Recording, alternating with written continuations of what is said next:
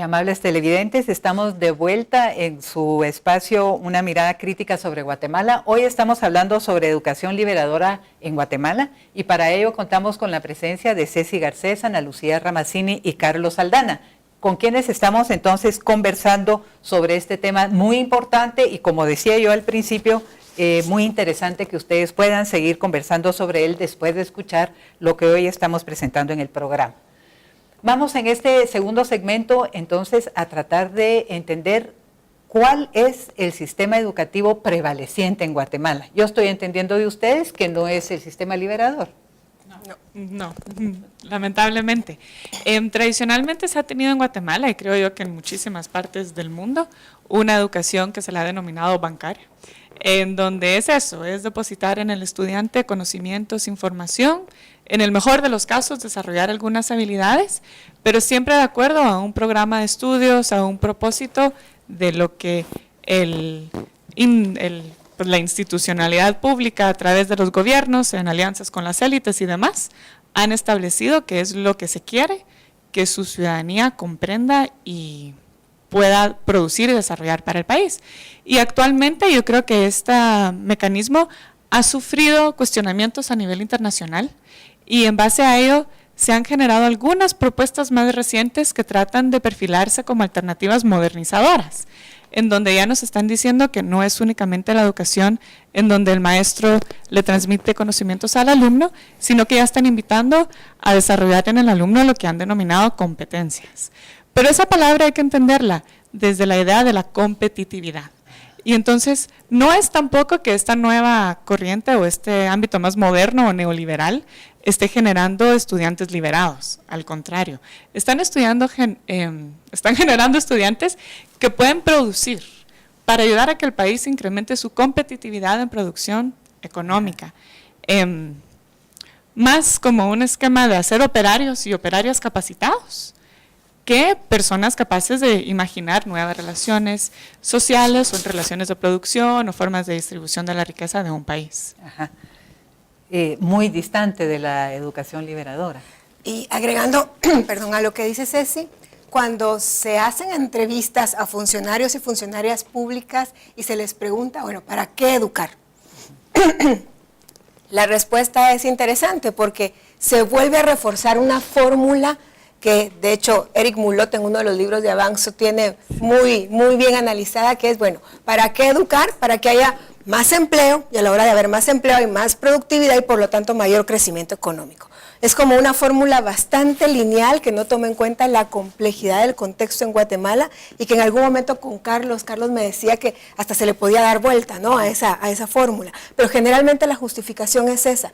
¿Para qué educar? Para que tengan mayores conocimientos en los campos económicos que son de su interés, para que haya mayor productividad y por lo tanto pues mayor crecimiento. Y es interesante porque pues en algún momento históricamente la educación se colocó muy bien en las agendas económicas, ¿verdad? Si no, pues recordaremos las reformas educativas de primera y segunda generación, pero conforme va pasando el tiempo, el corazón mismo del sistema educativo, el currículum, la forma de organizarse, las lógicas, están siendo tomadas de lógicas empresariales y así es como está funcionando. De hecho, discutíamos con Ceci en Educa Guatemala la palabra calidad educativa, que viene completamente a sacar la idea de derecho a la educación con todas las características que de por sí implica el derecho a la educación como tal. Y se pone entonces los estándares, la idea de estándares, la idea de calidad, son lógicas desde lo empresarial que vienen a construir pues todo el panorama educativo que tenemos hoy por hoy. ¿Se simplifican demasiado las cosas entonces en la educación? No siempre, porque una de las dos consecuencias, yo les quisiera compartir al equipo y a nuestros televidentes que hay dos consecuencias muy notorias de la educación tradicionalista o como le llamemos. Una, que está generando una ignorancia política profunda, ¿verdad? Desde la ministra del país que sea hasta el estudiante más pequeño en su edad. Una ignorancia política en cuanto que la educación tradicional, lo que menos le importa, lo que menos le interesa y donde no está preocupada, de hecho está preocupada por lo contrario, es la de crear seres que traten de entender la realidad en que viven, comprenderla profundamente, descubrir las consecuencias. Por eso es que yo en mi columna de los martes, la semana pasada, escribía sobre el mes menos cívico. Septiembre es el mes donde menos, y discúlpeme si ofendo a alguien, pero es el mes donde menos aprendemos civismo en Guatemala, septiembre, y en Centroamérica.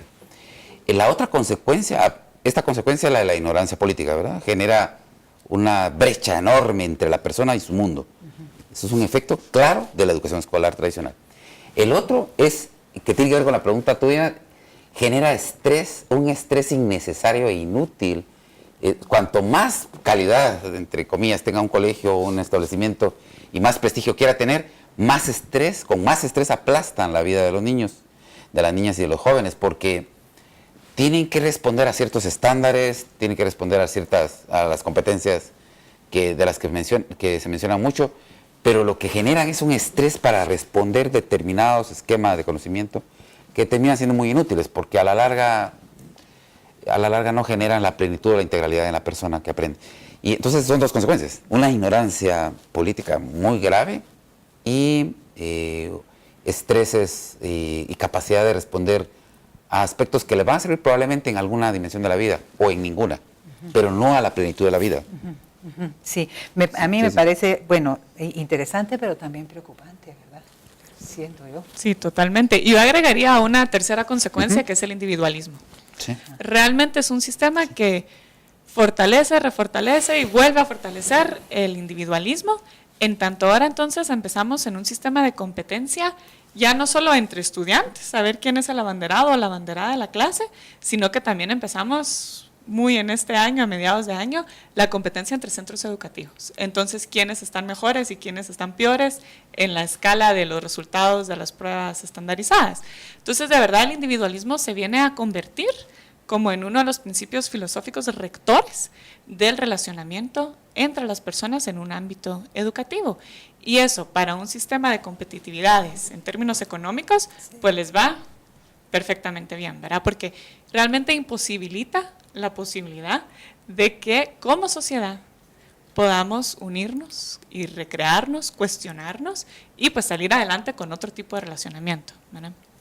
A mí me parece, Ana Lucía, Ceci en su intervención anterior a esta nos hablaba de la relación con las élites. Sí. Ahora nos habla de cómo esta idea de la competitividad, de la competencia, está relacionada con esos intereses económicos. Sí.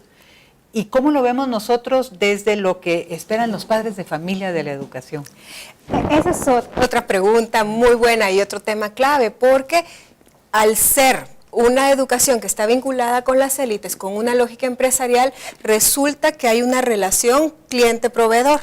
Entonces, los padres de familia empiezan a exigir desde ahí, ya no desde su papel de primeros educadores y educadoras de la familia, sino que, bueno, estoy pagando, entonces quiero tales y tales resultados. Por eso decía yo en una de las intervenciones que seguimos con una pedagogía de la respuesta del resultado, del producto, ¿verdad? Pero va alrededor de eso y es interesante escuchar a maestras y maestros, área urbana, área rural, que el temor grande es: si yo no trabajo en mis clases alrededor de lo que el Ministerio de Educación está pidiendo para cubrir los estándares, tengo también a los padres y a las madres de familia detrás diciendo, bueno, ¿qué pasó? ¿Por qué la institución en la que está mi hijo está en los últimos lugares del ranking educativo? Que ahí viene también otra terminología desde esa lógica empresarial aplicada a la educación. Ajá, sí. Es decir, que no, ¿desde dónde viene una presión al sistema para que las cosas cambien? Los padres están como clientes diciendo pagamos o vamos a la escuela pública y queremos estos resultados. Las élites están en esa posición, los niños llegan y tienen un entendimiento de que así es la escuela, así es la educación, ¿verdad? Digamos que es una cultura pedagógica la que hay, ¿verdad? El sistema tiene que funcionar así, los papás también. Por ejemplo, acá estamos en un canal importante para el país por el tema multicultural e intercultural. Y la queja, bueno, no queja, sino una actitud de la cual se valen las élites para plantear algunas propuestas pedagógicas, es que la población no quiere aprender en el idioma castellano, en su idioma, sino que quieren tirarse al inglés, por ejemplo. Es un discursito que es bastante cierto y que se aprovechan, ¿verdad? Pero eso implica una gran contradicción, porque delicada para el país. Un niño, una niña en cualquier parte del mundo va, así es científicamente, va a aprender mucho mejor y va a consolidarse en esos famosos 5 años, en los primeros 5 años, donde hay un 95% de su cerebro construido o ya plenamente diseñado, va a aprender mejor en su idioma materno. Por lo tanto, la lengua materna, el idioma materno, es el clave para la educación de cualquier niño en este país. Entonces, ¿por qué se niega por qué todavía tenemos que hablar de cifras, de promedio, de una cifra, un porcentaje atendido en su idioma? Es realmente inaudito para un país como este que todavía estemos como arañando, rascando numeritos porcentuales en un tema tan delicado como es el idioma maya, el idioma materno, el idioma...